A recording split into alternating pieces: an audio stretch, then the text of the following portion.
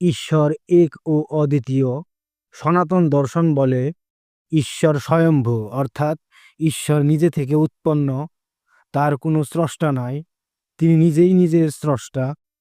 আমাদের প্রাচীন ঋষিগণ বলে গিয়েছেন ঈশ্বরের কোনো নির্দিষ্ট রূপ নেই, তাই তিনি অরূপ। তবে তিনি যে কোনো রূপ ধারণ করতে পারেন, কারণ তিনি বিশ্ব ব্রহ্মাণ্ডে সর্বময় ক্ষমতার অধিকারী।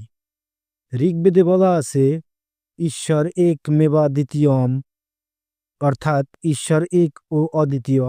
ঈশ্বর বা ব্রহ্ম সম্পর্কে আরো বলা হয় অবাং মনস গোচর, অর্থাৎ ঈশ্বরকে মন বা চোখ দিয়ে ব্যাখ্যা করা যায় না, তিনি বাহ্যিক জগতের অতীত।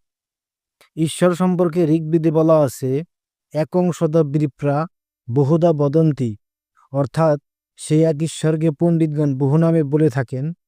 একং সন্তং বহুদন কল্পয়ন্তী, অর্থাৎ সেই এক ঈশ্বরকে বহুরূপে কল্পনা করা হয়েছে। অর্থাৎ হিন্দু ধর্মে ঈশ্বর এক এবং অদ্বিতীয়। চ্যানেলটি অবশ্যই সাবস্ক্রাইব করবেন। ধন্যবাদ।